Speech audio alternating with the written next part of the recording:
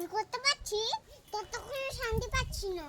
একদম ঠিক বলেছিস ছোট, বুড়িটাকে আর সহ্য করা যাচ্ছে না। কি করা যায় বলতো?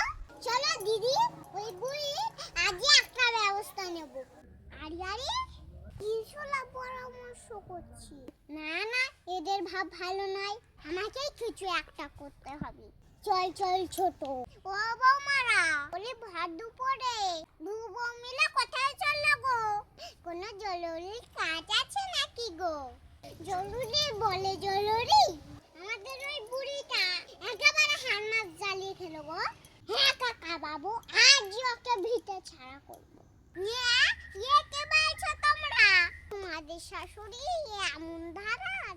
আগে তো জানতাম না। সত্যি তোমরা ওনাকে বের করে দেবে? হ্যাঁ হ্যাঁ কাকা বাবু, ওই বুড়ির খিটিন মিটির আর নেবে যাচ্ছে না। ওকে বের করে তবেই শান্তি। কিন্তু বৌমারা, আমি ভাবছিলাম যে তাহলে তো তোমাদের এটা পাবা আর হলো না। এটা কি